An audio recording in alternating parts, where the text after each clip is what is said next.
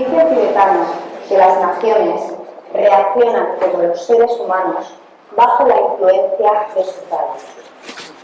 Rayo es un concepto que podemos equiparar a las diferentes esferas del árbol de la vida. Cuando una nación es madura y tiene la guía de un maestro, sus líderes en sus diferentes áreas de actuación pueden llegar a expresar y poner en funcionamiento los altos valores humanos y así dirigir todo su potencial hacia el bien universal. La próxima conferencia que nos va a dar nuestro instructor nos hablará del siguiente paso que van a dar las naciones, momento en que podremos ver la externalización y la influencia directa de los maestros sobre ellas. Con todos nosotros, nuestro instructor.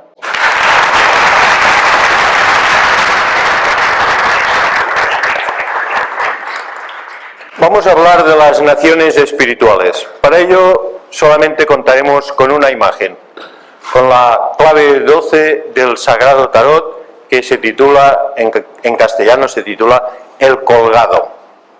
Cuando nosotros hablamos de las naciones, ya sabemos o hemos de reflexionar al respecto, que las naciones están compuestas por un número de personas, es una obviedad, y que ese número de personas, en su manera de pensar, en su manera de sentir, en su manera de obrar, a través de esa ética moral, de esos principios que son capaces de expresar, forman un todo cuyo resultado es una nación. Así que una nación no es más que la exteriorización grupal de un conjunto determinado de personas. La hacen esas personas.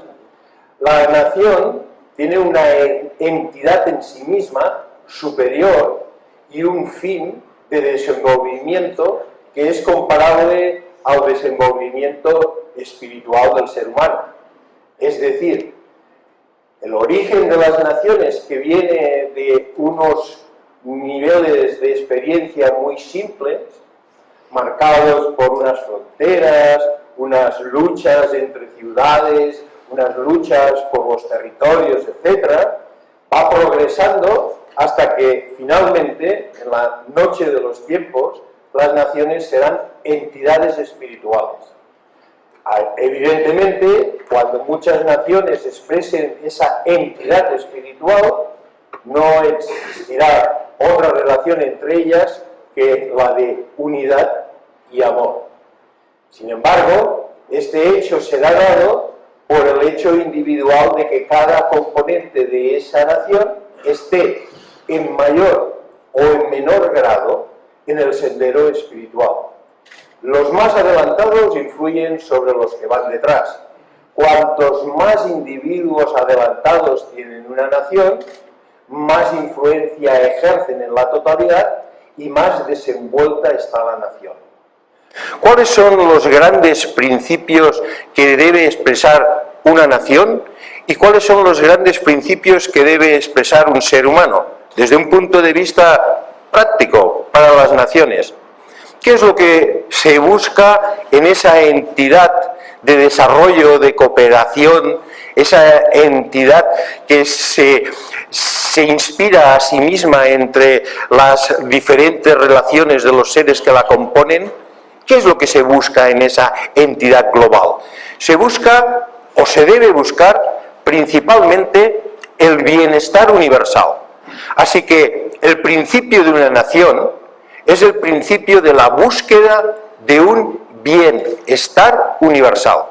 Todos los componentes de una nación tienen que sentirse bien. Y ese sentirse bien, ya sabemos nosotros localizar, sabemos identificar que está en relación con el bienestar interior. Así que no se puede sentir bien un individuo muy ignorante de su constitución divina y espiritual. Algunas veces los deseos egoístas y personales le hacen ilusionarse y le hacen caer en los engaños y en los espejismos de que se siente bien consiguiendo deseos estrictamente personales, egoístas, en contra de todos los demás, pasando por encima de quien sea. Pero la misma experiencia lleva la lección y el sufrimiento es inevitable de esa experiencia. Así que cuando nosotros observamos a los individuos más inmaduros y los miramos y decimos, pero qué corazón más apagado, nosotros también podremos averiguar y sabemos que el sufrimiento, el dolor, la verdadera resistencia interior que hace un desagrado de conciencia es el ámbito de experiencia de este individuo. Este individuo se lleva mal con los suyos, se lleva mal con los que están bajo su influencia, se lleva mal consigo mismo. Este individuo multiplicado por cientos o por miles de individuos o por millones de individuos hace una nación muy inmadura. Y una nación muy inmadura es el resultado de muchos individuos, por lo cual, en una nación donde hay muchos individuos maduros que cada vez están más civilizadamente desenvueltos y desarrollados, en una nación donde la esfera de Yesod, que es la de las emociones, está puesta bajo el control de un recto pensar, en una nación donde sus componentes tienen una excelente educación cultural, artística, creativa, donde la música, donde el arte, los artes de todas las características, la poesía, la escultura, la pintura, todas estas artes están siendo puestas a disposición de los individuos para que los individuos progresen, es una nación muy elevada. Y es una nación que está incorporando los principios espirituales. Y ahora hablaré de esto, dentro de unas 2 o 3 horas, ahora seguiré hablando de esto. El hecho es que las naciones, cuando nosotros las vemos y decimos, esta nación, desde un punto de vista de civilización, ya no la cataloguemos como espiritual. Cuando nosotros miramos una nación y desde un punto de vista de civilización decimos, esta es una nación avanzada, es una nación que tiene 7 puntos que voy a nombrar, los tiene bien incorporados y los está desarrollando cada vez más. Y estos 7 puntos son los 7 puntos que florecen en una expresión de bienestar para todos los componentes y de bienestar con las otras naciones. El primer punto es el punto de paz universal.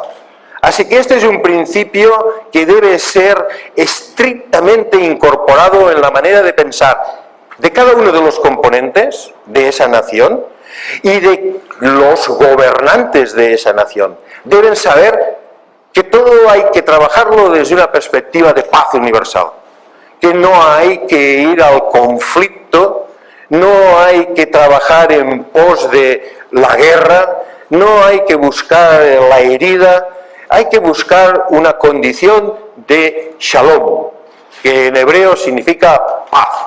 Paz universal es el primer principio. El segundo principio es libertad. Esa libertad tiene 2 vertientes muy importantes. La primera libertad es libertad política. En la nación debe existir una libertad política. Sus componentes deben ser capaces y deben de tener los privilegios de elegir el partido político, la tendencia, las características denominadas políticas que él crea que son las mejores para su nación. No puede existir una imposición, y esa imposición no debe ser en ninguna medida una imposición de unos pocos o de una oligarquía o de un factor de presión sobre los demás. La democracia debe ser ejercida con toda la libertad que la propia palabra indica y que la propia palabra implica. Una verdadera democracia donde las opciones políticas puedan ser todas consideradas. Que exista esta libertad de pensamiento, de expresión. La libertad política incluye ese tipo de libertad de los sistemas de información, de la comunicación, esa libertad de expresión en los periódicos, en las televisiones, en la red, en la emisión de la opinión debe ser considerada desde la perspectiva de la paz. Esta libertad política es la que debe señalar el segundo de los grandes rasgos de una nación. El tercer rasgo es libertad, y también es libertad, y es la libertad de reconocer al Dios de nuestros corazones, en nombre del cual nosotros comenzamos siempre los trabajos. Nosotros siempre decimos, oh Dios, Señor, Dios de nuestros corazones, porque ese reconocimiento de la deidad, ese reconocimiento íntimo que cada uno tiene en su interior, y cuando uno sabe que su reconocimiento de la deidad puede variar mucho del reconocimiento de la deidad del que está al lado, entonces reconoce que el Dios de mi corazón es tan importante, aunque sea muy diferente del Dios del corazón del que está al lado. Así que esto implica la tercera característica, la segunda libertad, que es la libertad de religión. Hay que permitir que dentro de esa paz y dentro de esa libertad política exista una libertad de religión, que cada uno pueda hacer dentro de los ámbitos de un bienestar en su nación, pueda llevar a cabo una buena expresión de libertad religiosa. Y no se debe imponer jamás las creencias religiosas, porque si se imponen las creencias religiosas, hemos descendido hacia la esfera de Yesod, el nivel emocional. En sus rasgos más primitivos y poco desenvueltos, se imponga sobre lo demás. Y esto se llama fanatismo. Cuando la religión es marcada por la impresión emocional y hay poca regencia de un intelecto de rectas relaciones humanas, entonces esa religión se quiere imponer, y esto es uno de los rasgos que no deben marcar la vida de una nación de progreso. El siguiente punto es el de educación. Educación universal. La educación tiene que ser uno de los grandes principios de una nación. Se debe impulsar la investigación. Cuando se recortan los presupuestos de investigación, Dios mío, por favor, no quiero ni verlo. ¿Dónde están los pensadores de un país? ¿Dónde están los pensadores de una nación que recortan la investigación, que recortan los elementos de cultura, que recortan los presupuestos de arte? Ahora todo lo de teatro que lo dificulta. Ahora vamos a subir, y nosotros sabemos mucho de eso, vamos a subir el IVA aquí. Bueno, Dios mío, si lo que hay que hacer es eliminarlo o descenderlo al mínimo. Por favor, hay que promover la cultura de una nación. ¿Por qué? ¿Por qué? ¿Qué queremos? Queremos ciudadanos ignorantes que no puedan opinar, que estén esclavizados por las grandes oligarquías que son presas de la avaricia, del egoísmo, de la egolatría, y que no buscan el bienestar universal. Esto no se puede permitir. Así que una nación de progreso es una nación que busca en este bienestar universal, la educación. Educación universal. Una educación de lo más inteligente que exista. Una educación que hay que saberla detectar en los países más desarrollados. ¿Cómo lo hacen? ¿Cómo han llegado a este nivel? ¿Cómo son bilingües, trilingües? ¿Cómo es que tienen esa cultura? ¿Cómo tienen el arte, la música en esas naciones más adelantadas? Pero ¿qué importancia tan grande que tiene? Y las más atrasadas, ¿qué importancia tiene? Todavía la restringen. Ahí no vamos en la senda de espiritualidad. Existe un siguiente punto, y el siguiente punto es salud universal. Hay que garantizar que todo componente de una nación con ese bienestar tiene derecho a tener el máximo estado de salud.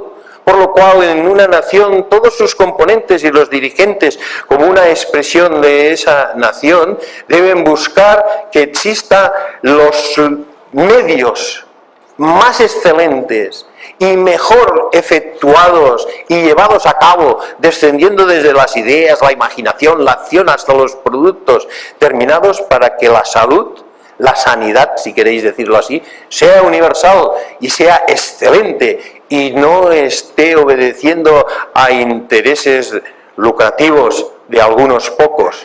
Esto hay que transformarlo, porque vamos de cabeza a la era de Acuario, y la era de Acuario es la era de los grandes ideales, es la era de las naciones espirituales, y la era de las naciones espirituales viene por los muchísimos componentes de orientación espiritual. A esa salud universal hay que añadir prosperidad universal, porque los individuos han de tener la libertad y han de tener las facilidades para vivir prósperamente. La riqueza debe ser muy sabiamente distribuida, y esa sabiduría viene por el desarrollo de una conciencia superior, una conciencia de rectas relaciones humanas, una conciencia que sabe abarcar los principios de ese bienestar para todos los hermanos, que sabe que esa igualdad y esa fraternidad es el producto de una libertad, una conciencia en el más estricto sentido, en la pureza de la frase y no en la interpretación que hacen muchas obediencias o logias, sino en la pureza de la frase, una prosperidad masónica, una prosperidad que sepa llevar a cabo los hechos que hacen que el ser humano sea digno, y que el producto del trabajo y el honor al trabajo sea llevado en su más alta exaltación de una manera muy bien efectuada. Que nadie por su trabajo se sienta menoscabado, se sienta oprimido o se sienta que está siendo explotado. Hay que buscar los sistemas, y esos sistemas tienen que ser efectivos para que los individuos se sientan dignos dentro de los niveles de prosperidad que sus propios talentos, su dedicación y su propia ejecución de las labores les permitan. No estoy hablando de una igualdad de todos el mismo sueldo en absoluto, pero estoy hablando de una prosperidad para todos. Este principio de prosperidad es un principio que también, si miramos hacia los países más civilizados y más culturalmente desenvueltos, algunos pocos hacia el norte de Europa, muy al norte de Europa diremos, lo tienen bastante bien encauzado, por vías de evolución y no por vías de revolución, que cuando no se evoluciona, viene la revolución. Así que por las vías de progreso y de desenvolvimiento, este bienestar universal en las áreas de prosperidad universal tiene que ser una expresión en una nación. El séptimo y último principio, que es la base de todos los demás y al mismo tiempo es el final de todos los demás, es el principio de desenvolvimiento espiritual universal. Debe existir en la nación muchos estudiantes espirituales. Ha llegado el momento de la restauración de los misterios. Ha llegado el momento en el que la jerarquía se va gradualmente a exteriorizar. Una convención como esta, de estas características, muy raramente había sido llevada a cabo hasta ahora, al menos en lo que al que habla le concierne saber, no conozco. Hubo algunas representaciones que además fueron un escándalo en París hace algo así como unos 80 o 90 años. Bourdieu hizo algunas especiales representaciones, pero eran solamente en base a la euritmia y a la danza y muy pocas cosas más. No ha existido una representación de exteriorización de los misterios como la que hemos vivido, como la que estamos viviendo, excepto en círculos muy cerrados. El nuestro es un círculo semicerrado. ¿Por qué? Hemos buscado que la condición de los que están aquí sea una condición favorable para que nosotros podamos experimentar esta restauración, esta exteriorización de los misterios iniciáticos. Que algo toque nuestro corazón y nos haga mejores estudiantes espirituales. Este movimiento y esta corriente, cada vez más, debe ser puesta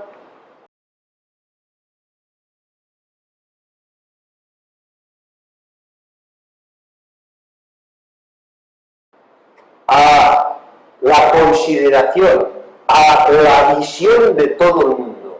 Que todo el mundo la encuentre y la pueda ver cuando la busca. Y si la busca, es que hay una madurez. Que los hombres y mujeres maduros de las naciones encuentren las puertas semiabiertas de las escuelas de misterio, de las enseñanzas que llevan a las escuelas de misterios. Y ya veis que nosotros en nuestras actividades estamos haciendo mucho al respecto. Tenemos como 250 clases puestas gratuitamente online para buscar y levantar conciencia, que no es necesario que sigan en la línea que nosotros marcamos, pero que sí es necesario que den un toque en los corazones y las conciencias de los que lo ven y luego busquen a su alrededor dónde hay de eso. Esto es importante y esto es muy importante en una época como la actual en la que el online es algo excelente y maravilloso si se sabe ver. Y Enrique, que está por aquí, nos hablará de esto de una manera magistral después a última hora de la mañana. Nosotros, como estudiantes espirituales y componentes de una nación o de varias naciones, hemos de saber reconocer que es nuestra responsabilidad, la de cada uno de nosotros, desenvolvernos espiritualmente e influir a nuestro alrededor. Hemos de hacerlo de la mejor manera posible. Y hemos de hacerlo como está marcado aquí, en esta imagen. Esta imagen dice que nuestra conciencia debe estar colgada de algo blanco que gira, que es una cuerda, que significa Keter, simboliza el principio divino, significa el punto divino en el centro de todo ser humano. Las ramas y el árbol simbolizan la letra Tau, la letra T. Esa letra Tau es la Torá. La Torá es por un lado la enseñanza escrita, por otro lado la enseñanza oral, los dos niveles de enseñanza. Pero básicamente, fundamentalmente, son las leyes del universo. Nuestra conciencia sostenida solo por lo divino debe darse cuenta que está en un ámbito y debe darse cuenta que está en el ámbito de un orden universal y que debemos ir con el orden universal y el orden de los tiempos. De él debemos depender.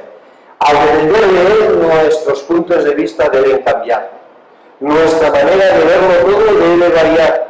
Debemos dar la vuelta a una percepción de la vida vulgar, a una percepción de la vida de masas. Nuestra percepción de la vida debe ser superior, debe estar iluminada como representa ese rostro de este individuo, debe estar llena de luz, debe estar sabia como representa ese cabello, y debe penetrar los mundos de la tierra, los mundos de la creatividad, de los céspedes llaman a las creaciones de los seres humanos. Deben ver las causas, los fundamentos, deben saber influir en esas estructuras. Esta es una visión que pone mucha fuerza en el color rojo de Marte. Es una visión de seres humanos valerosos, osados, de seres humanos capaces de emprender. Y cada uno de nosotros tenemos un área. Y podemos empezar por nuestra casa, por nosotros mismos, y tenemos la red que hoy en día permite muchísimo, y tenemos áreas de influencia, y tenemos actividades, y tenemos sobre todo votos. Como ciudadanos nosotros tenemos votos. ¿Sabéis qué gobernantes tiene una nación? Os lo diré en una sola frase. Y lo dice el tibetano, también lo dice el tibetano. Otros maestros también lo dicen. Tiene los gobernantes que se merecen. ¡Ah! Muchas veces esto puede llegar a ser muy doloroso. Es decir, me merezco estos gobernantes, sobre todo cuando se detectan casos de corrupción, cuando se detectan esas actitudes que dices, esto es pura dictadura camuflada. Esto, ¿cómo puede un dirigente ser tan ladrón? Esto lo hemos visto y tenemos la desgracia de verlo en nuestro país. ¿Cómo otras naciones pueden decir, y esta delincuencia tan organizada, estos niveles tan grandes de mafia que lo corrompen todo está corrupto, la policía, policía, los políticos, los medios de información y el que levanta la voz lo eliminan. Esto es una conciencia global de un grupo. Esta es una conciencia global de individuos poco desarrollados que forman una unidad. Esto debe acabar. Nuestro destino es el destino de las naciones espirituales. Las naciones espirituales vendrán con la exteriorización de la jerarquía. Los maestros aparecerán y dirán: estas cosas dan mejor resultado si se hacen así. Pero para llegar a este punto nosotros nos lo debemos merecer. El maestro exterior lo debemos saber encontrar en el interior. En el interior debemos encontrar los rasgos que nos hagan decidir y decir: ¿qué opciones políticas buscan bienestar universal? ¿Qué opciones políticas están buscando esa libertad propia de la política? Que luego, cuando están en el poder, todos los medios de comunicación tienen que decir y favorecer lo que dice una opción. ¿Qué opciones políticas están dando la opción de libertad religiosa y no la imposición de una creencia? Y todos bajo la cruz del sacrificio, además. Y todos bajo la media luna. Y todos bajo cualquier imposición fanática. ¿Y qué opción política es la que está buscando la educación universal? ¿Qué opción política es la que promueve la salud universal? ¿Y qué opción política es la que promueve el progreso y la prosperidad universal? ¿Qué opción política es la que favorece las órdenes esotéricas, si queréis decirlo así, o favorece el desenvolvimiento espiritual, que es mejor saberlo incluso separar de las órdenes y de las escuelas, que muchas de ellas se han quedado en la época de Piscis y están estrictamente coaguladas y cristalizadas en métodos que no son ya los de la nueva era? Todo esto son puntos de reflexión para cada uno de nosotros. Cada uno de nosotros tiene una esfera de influencia y esta esfera de influencia es cada vez y será cada vez más y más amplia.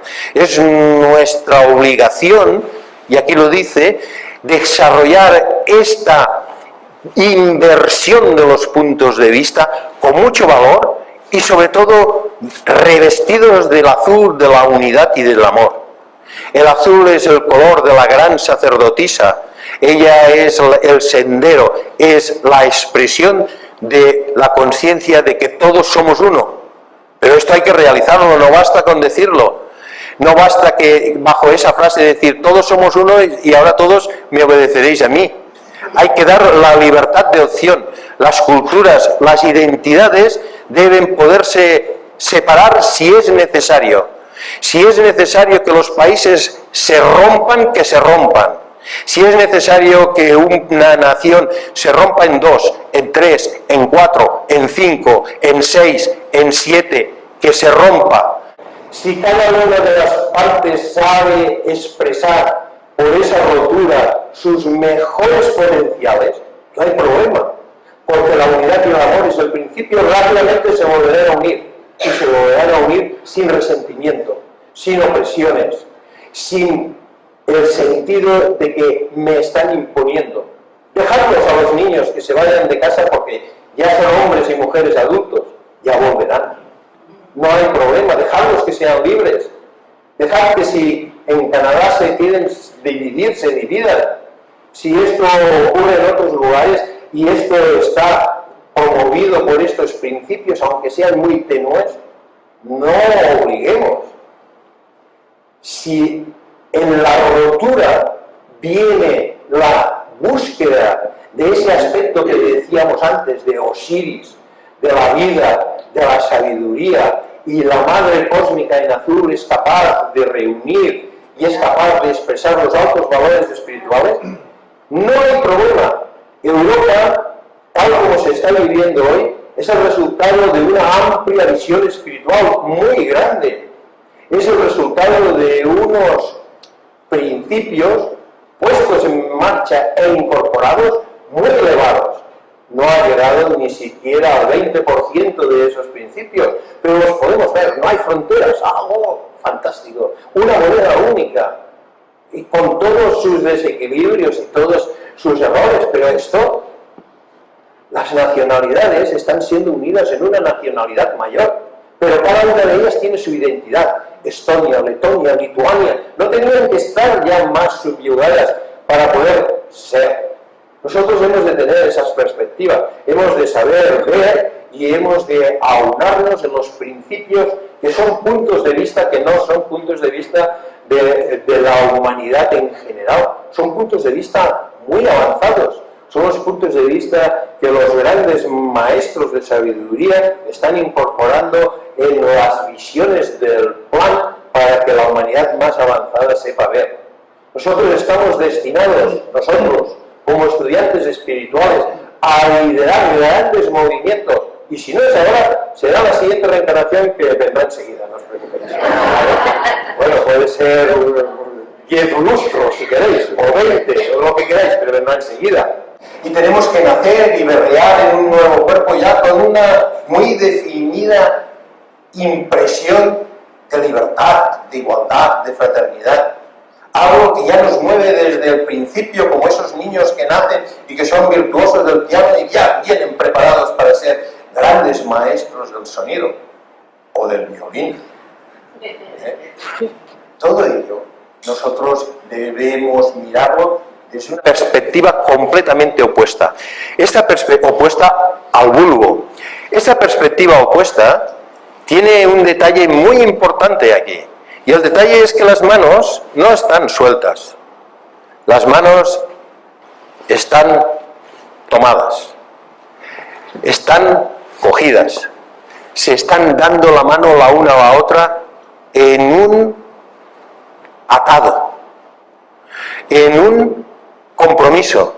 Pero no es un compromiso ejercido sobre un individuo en particular, sino que es un autocompromiso de ese individuo. El estudiante espiritual se autocompromete en la percepción de estos principios a ser un exponente activo, sabio. No hemos de salir a la calle, como digo siempre, como fanáticos. Se puede trabajar desde la más oscura expresión para los demás. Se puede trabajar desde la intimidad del hogar. Y si no hay nada más que hacer y no se puede efectuar de otra manera, se puede trabajar en meditación. Se puede trabajar bendiciendo al planeta Tierra, a las naciones, a los humanos, proyectando las imágenes del tarot, que son fuerzas y entidades vivas para que se incorporen. Se puede hacer mucho trabajo y muy influyente desde la humilde condición de la habitación de estudio de mi hogar. Pero si tenemos oportunidades, estos autocompromisos deben ser ejercidos de una manera activa, deben ser ejercidos de una manera eficaz, puesto que somos estudiantes espirituales y si no lo somos, vamos para ello. Y si ya somos buenos estudiantes espirituales, vamos hacia los grados de iniciación. Vamos a entrar o estamos entrando en el aura del maestro. Y cuando entramos en el aura del maestro, el maestro necesita colaboradores de mentes claras, de corazones abiertos y sinceros. Necesita individuos que sepan trabajar en bien de la humanidad. Individuos que sepan loar al trabajo, pero al trabajo hecho con amor. Y cuando el trabajo se hace con amor, es servicio. Y el servicio es el gran dilema y es la gran tarea del estudiante espiritual. Tiene que aprender a ser útil, tiene que aprender a discriminar, tiene que aprender a discernir, tiene que aprender a separar lo verdadero de lo falso. Debe detectar cuál es la expresión que la jerarquía favorece para que los humanos elijan. La jerarquía espiritual no obliga, expresa, y somos nosotros los que tenemos toda la tarea. La tarea está en nuestras manos, en nuestros autocompromisos, en el nivel de responsabilidad espiritual que cada uno de nosotros en la búsqueda de este bienestar universal es capaz de expresar. Esta es la característica que hará, es la característica que permitirá que las naciones sean naciones espirituales. Y está en nuestras manos y está en las oportunidades de crisis, de grandes crisis, el hecho de que ante esos desafíos crear estructuras mejores, crear mejores democracias, crear mejores relaciones y sobre todo no permitir que los que no están a la altura de las más elevadas y altas visiones estén llevando las riendas de una nación, estén llevando los frutos de votaciones grupales. Nosotros hemos de despertar en el sentido de la responsabilidad, y ahora voy a decir una palabra que no me gustaría decir, pero la tengo que decir, responsabilidad nacional. Entendámoslo en el correcto sentido. Responsabilidad nacional quiere decir, soy responsable de mi nación, soy responsable de la guerra, y soy responsable de la paz, y soy responsable de que mi nación progrese. Y voy a hacer todo lo que desde mi posición pueda llevar a cabo para que mi nación cada vez más se convierta, se transforme, se transmute en una nación espiritual. Gracias.